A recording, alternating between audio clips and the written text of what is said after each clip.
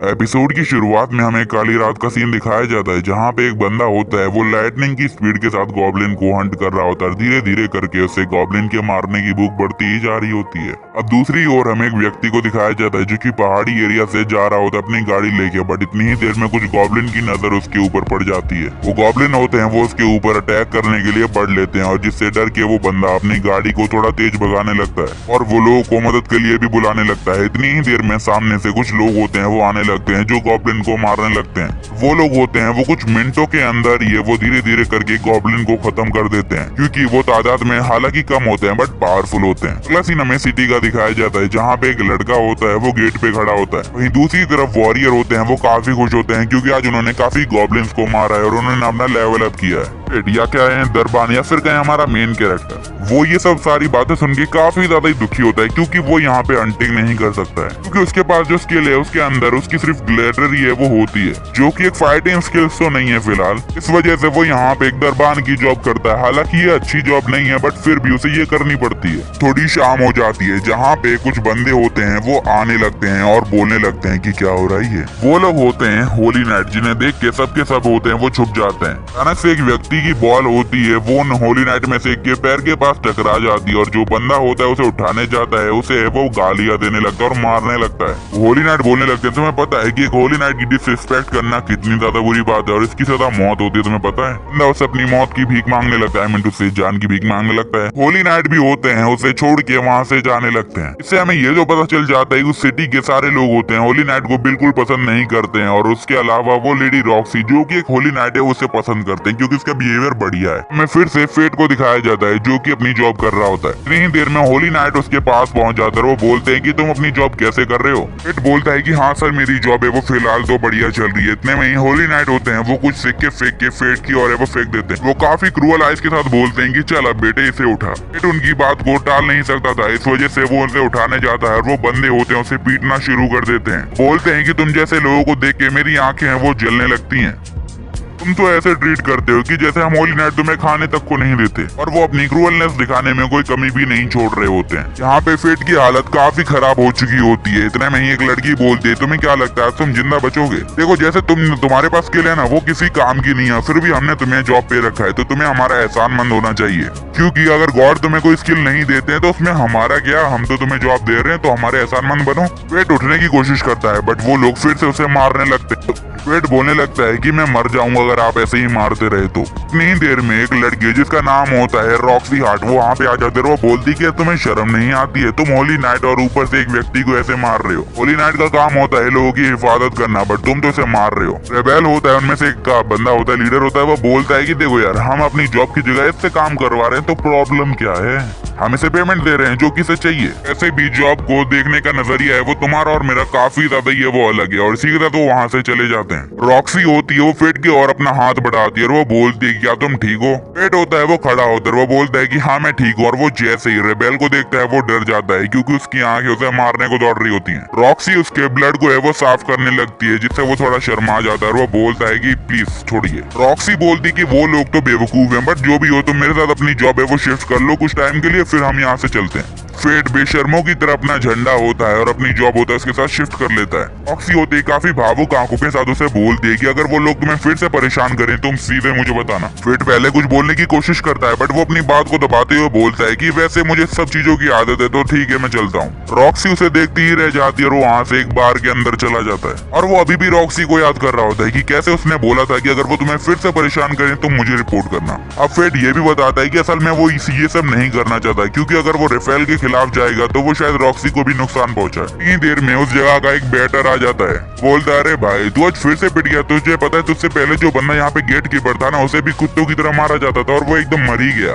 Fate होता है वो अपना खाना फिनिश करता है, वहाँ पे उसे पे करता है और वो बोलता है कि मास्टर आपने मुझे खाना दिया उसका बहुत बहुत शुक्रिया और वो वहाँ से निकल जाता है। फेट बोलता है कि मैं रिबॉर्न होना चाहता हूँ जिससे मैं अभी लोगों की तरह बन पाऊँ जिनके पास कुछ तो फुल स्किल हो, नॉट लाइक मी जिसके पास कोई स्किल ही नहीं है। वो बोलता है कि अगर मैं कोई मर्चेंट ही बन जाऊं ना, मेरे को बहुत गर्व हो। अपने घर को जा ही रहा होता है, इतनी ही देर में उसकी नजर होती है, वो दीवार पे जाती है जहाँ पे कोई होता है, वो दीवार फांद रहा होता है। वो जैसे ही उन लोगों को दीवार फांदते हुए देखता है, वो सीधा चला जाता है रॉक्सी के पास और उससे जाके सब कुछ बता देता है कि कैसे कोई है वो दीवार फांदने की कोशिश कर रहा था। और जो रॉक्सी होती है वो उसके साथ अपनी जॉब को अभी फिलहाल के लिए शिफ्ट करते और वो बोलते है कि तुम फिलहाल अभी यहाँ पे रहो और मैं यहाँ से उन लोगों को पकड़ने भागती हूँ। वो बोलता है कि आप अकेली जाएं ये सही रहेगा, तो वो बोलती है कि मुझे मेरी पावर पे पूरा यकीन है। कुछ देर तक वहाँ पे एकदम सन्नाटा सा छा जाता है। फेट ये उम्मीद कर रहा होता है कि दरवाजे से रॉक्सी आएगी, बट वहाँ पे सो एक बैंडेट आ रहा होता है। फेट वहाँ से भागने लगता है जिससे वो अपनी जान बचा सके, बट इतने में ही उसे याद आता है ये शिफ्ट तो अभी यहाँ पे रॉक्सी की, अगर वो यहाँ से भागता है तो वो भी ट्रबल में पड़ जाएगी। तो अब वो उस आदमी से लड़ने का सोच लेता है और उसके सामने अपने स्पीयर को लेके खड़ा हो जाता है और कुछ ही पल में वो स्पीयर को उसके अंदर घोप देता है। यानी कि ये हमारे फेट की लाइफ का सबसे पहला किल होता है, जिसे देख के वो काफी ज्यादा खुश और काफी ज्यादा हैरान भी होता है। तभी एक आवाज आती है, ग्लिटरी स्किल एक्टिवेटेड। यहाँ पे फेट को एक स्किल मिल गई होती है जिसके अंदर अब वो किसी का भी माइंड रीड कर सकता है और कुछ ही पल में वो एकदम हैरानी के साथ वो बोलता है क्या चल के रहा है। अब रॉक्सी होती है वो आने लगती है और वो बोलती है क्या तुम ठीक हो, तुम्हें कुछ हुआ तो नहीं ना। गलती से जो हमारा फेट होता है वो रॉक्सी के मन की बात सुन लेता है, जहाँ पे रॉक्सी बोल रही होती है कि इसके चेहरे को देख के लग रहा है ये काफी घबराया हुआ है। वो जैसे ये रियलाइज करता है उसने उसकी मन की बात पढ़ी है, वो काफी हैरान होता है और वो बोलने लगता है कि मैं तो ठीक हूँ बट मैं कोई जख्मी नहीं हुआ हूँ बस। रॉक्सी होती है वो बोलने लगती है कि अच्छा ऐसा करता हूँ मैं अपनी है वो सीनियर से बात कर लेती हूँ उस बारे में। बट अभी हमारा फेट होता है वो उसके मन की बात सुनना चाह रहा होता है जो कि अब वो नहीं कर पा रहा होता है। इतने में रॉक्सी बोलती क्या हुआ, तुम किन ख्यालों में खो गए। फेट बोलता है नहीं नहीं मुझे कुछ नहीं हुआ, बस मैं ऐसे ही ख्यालों में खो गया था। रॉक्सी फिर से बोलती है कि मैं चाहती हूँ कि आज जो तुमने ये किल किया उसका क्रेडिट है वो तुम ले लो, क्योंकि यार आधा काम तो तुम ही ने किया है मुझे इन्फॉर्मेशन देके और इस बंदे को मार के। तो हमारा जो लौंडा या फिर कहीं फेट होता है वो बोलने लगता है अगर रेफेल को पता चल गया तो मेरी तो खैर नहीं और तुम्हारी भी। सी उसका है वो शुक्रिया अदा करने लगती है, अगर वो यहाँ पे आज नहीं होता तो शायद वो इन चीजों को है वो हैंडल ही नहीं कर पाती। फेट बोलता है मैंने इतना भी कुछ है वो खास नहीं किया है। रॉक्सी होती है वो फेट को है वो ऑफर मारती है कि अगर तुम चाहो तो तुम हाउस ऑफ आर्ट यानी मेरे घर के अंदर काम कर सकते हो और तुम्हारे पास दूसरा ऑप्शन है यहीं पे रुको और उन तीनों लोगों की है वो जुल्मी सहो, क्योंकि देखो यार तुम्हारा फ्यूचर है वो तुम्हारा है तो तुम्हें सोचना है कि तुम्हें आगे क्या करना है। बट हमारा फेट हैरान होता है आखिरकार उसके साथ कोई इतना अच्छा बिहेव कैसे कर रहा है। दूसरी तरफ ये भी हैरानी होती है कि अब वो रॉक्सी के अंदर काम करने वाला है। फेट एक अच्छा व्यक्ति होता है, वो बोलता है कि अगर मैं आज यहाँ से चला गया वो किसी और को पकड़ेंगे और पीटना शुरू कर देंगे। रॉक्सी उसे ये भी समझाने लगती है कि देखो यार इसमें चिंता करने वाली कोई बात नहीं, ये देखो गार्डियन है वो एक जॉब होती है जो कि किसी न किसी को तो करनी ही पड़ेगी। फेट भी उसके लिए काम करने के लिए मान जाता है जिससे रॉक्सी भी काफी खुश होती है। हमें दिखाया जाता है जो हमारा लौंडा फेट होता है वो कमरे में बैठ के ये सोच रहा होता है कि आज उसके साथ हो क्या रहा है। उसके पास एक नई स्किल आ गई है जिससे वो लोगों का माइंड रीड कर सकता है और उसे रॉक्सी की याद भी आ जाती है कि कैसे उसने उसका माइंड रीड कर लिया था वो भी गलती से। उसकी नई स्किल होती है वो एक्टिवेट हो चुकी होती है, इस कारण से उसकी बॉडी में काफी ज्यादा ये वो असरकारक बदलाव आ रहे होते हैं। गलती से हमारा फेट ये इमेजिन कर लेता है कि शायद वो मॉन्स्टर को हराने के काबिल बन चुका है, तो वो अगले ही मॉर्निंग में अपने लिए कुछ वेपन लेने के लिए निकल जाता है। हालांकि उसे नहीं पता होता है कि उसके साथ क्या होगा, बट इतने में ही एक आदमी आके बोलता है सर जी कौन सी चिपकाऊं, आई मीन टू से कौन सी बेचूं आपको। शॉपकीपर हमारे लौंडे का बजट पूछता है तो वो उसके सामने 2 सिल्वर कॉइन रख देता है, जिससे वो हैरान होकर बोलता है यार फिर से आज एक भिखारी है, किस किस को मैं समझाऊंगा, ऐसी दुकानों पे इन चीजों में कुछ नहीं मिलता। और वो बंदा बोलता है कि देखो यार वहाँ पे डस्टबिन में वो कुछ चीजें पड़ी हैं उसमें से तुम्हें वो ले सकते हो अगर तुम्हारे पास इतना ही बजट है तो। अब हमारा फेट ये भी बोलता है कि यार कुछ ना होने से बढ़िया कुछ होना ही होता है और वो उन चीजों को देखने लगता है। वो अपनी एक स्किल जिसका नाम होता है पेरिसल वो उसको यूज करने लगता है, जिससे वो उनकी क्वालिटी देख पा रहा होता है इन तलवारों की। वहाँ पे रखी हर तलवार एकदम बेकार होती है। इतने में ही उसकी नजर होती है एक ब्लैक स्वॉर्ड पे चली जाती है जो कि काफी गंदी रखी होती है और वो उसके ही तरह होती है। इतने में ही आवाज आती है हेलो ब्रदर। हमारा लौंडा हैरान होकर बोलता है क्या अभी इस स्वॉर्ड ने मेरे साथ बात की। वो स्वॉर्ड बोलती है कि मैं हूँ 1 हैंडेड स्वॉर्ड, तुम मुझे खरीद लो, फायदे में रहोगे, तुम कभी झुकोगे नहीं और मुझे खरीदना तुम्हारे लिए प्रॉफिटेबल है। स्वॉर्ड भी बोलती है कि भाई हम दोनों एक ही जैसे हैं, एक ही कश्ती के सवार, जहाँ पे अच्छी चीजों के सामने हमारा कोई मोल नहीं है। और हमारा लौंडा फेट उस तलवार को लेके वहाँ से चला जाता है। इसी तरफ हमें रेफेल के हाउस को दिखाया जाता है जहाँ पे इन्फॉर्मेशन दी जाती है कि अब फेट उनके अंडर काम नहीं करता है, अब कि वो हमारी लौंडिया या फिर कहीं रॉक्सी के पास काम करता है। तो लोग फेट को सबक सिखाने का भी है वो सोच देते हैं, बट वो दूसरी तरफ ये भी सोचते हैं कि क्या फायदा है। यहाँ पे उनको अपने काम से बचने की चाहत होती है, क्योंकि अगर वो यहाँ से फेट चला गया है तो सारा काम उन्हें ही करना है और वो ये नहीं चाह रहे होते। रेफेल ये भी बोल देता है कि बट हम कुछ कर भी तो नहीं सकते, क्योंकि जो रॉक्सी का हाउस है वो बहुत बड़े हाउस में आता है, अगर हम उनके अगेंस्ट जाते हैं तो काफी ज्यादा हालत बिगड़ जाएंगे।